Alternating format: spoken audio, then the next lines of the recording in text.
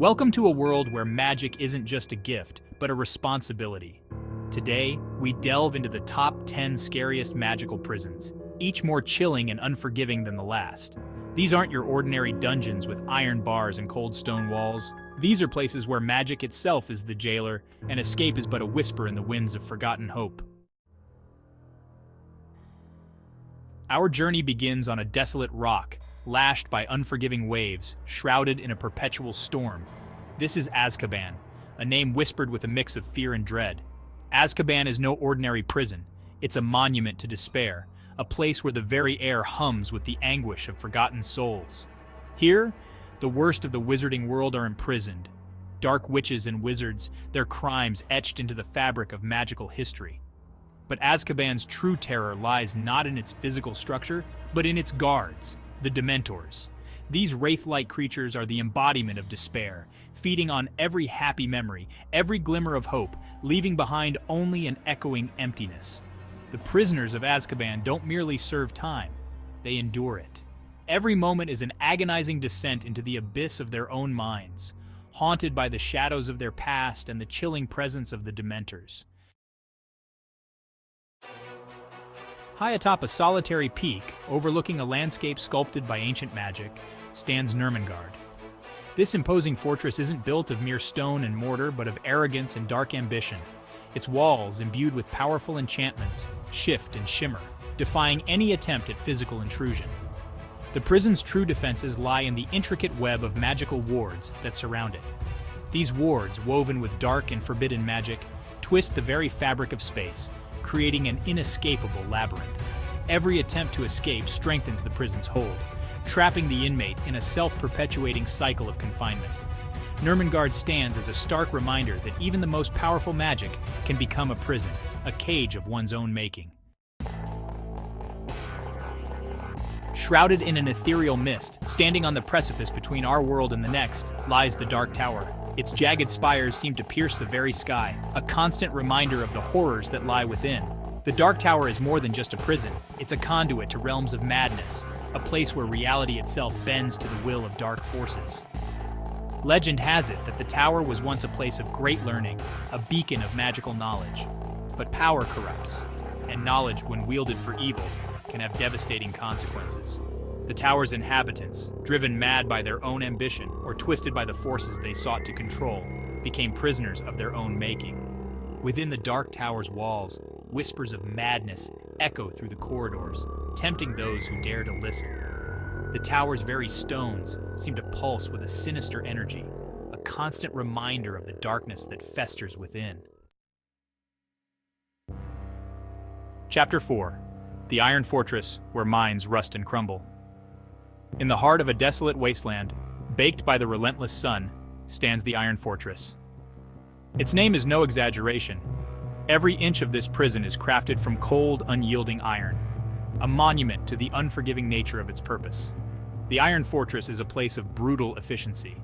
There are no grand illusions, no attempts to break the spirit through psychological torment. Instead, the prison operates on a simple principle: deprivation. The prisoners of the Iron Fortress are stripped of everything that defines them. Their names are replaced with numbers, their possessions confiscated, their magic bound. They exist in a state of perpetual monotony, their days an endless cycle of menial labor and silent meals. The true cruelty of the Iron Fortress lies in its effect on the mind, where the silence becomes deafening, the emptiness suffocating. Chapter 5. The Abyssal Dungeon. No light, no escape. Deep beneath the surface of the world, in a realm where even the bravest souls fear to tread, lies the Abyssal Dungeon. This isn't a place you'd find on any map. It exists in the space between spaces, a void hidden from the eyes of the world. The Abyssal Dungeon is a place of perpetual darkness, a realm of crushing pressure and suffocating silence. The air is thick with the weight of the ocean above, and the despair of those who have been forgotten within its depths. The dungeon itself is said to be a living entity, its walls pulsing with a malevolent energy. It feeds on the despair of its prisoners, growing stronger with every shattered hope, every muffled scream lost in the watery abyss. The prisoners of the Abyssal Dungeon are not merely confined, they are consumed. The dungeon slowly strips away their sanity, their memories, their very sense of self, until all that remains is an empty shell.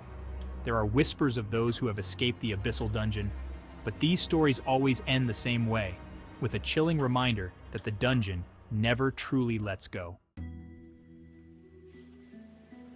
Chapter 6. The Shadow Keep, where fear takes form. In a realm where shadows hold sway and nightmares take form, stands the Shadow Keep.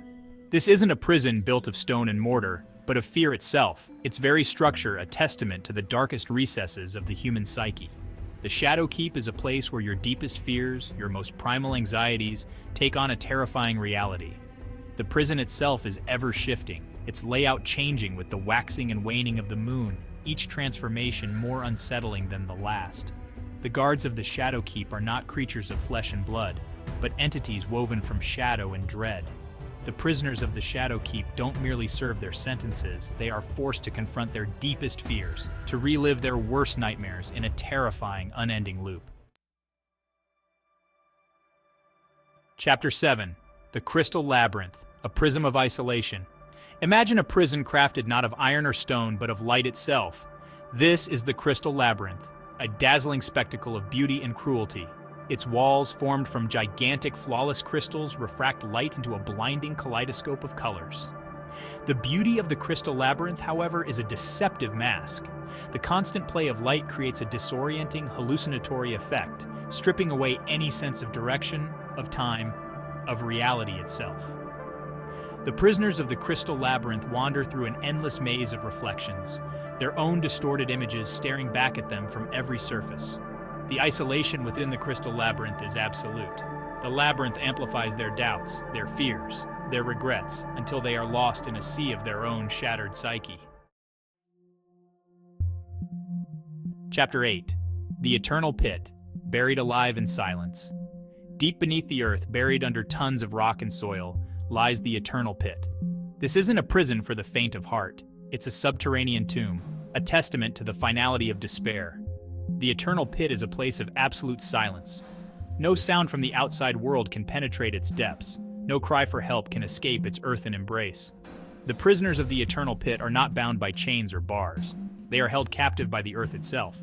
The pit is lined with powerful wards, ancient spells that prevent any form of teleportation or magical escape.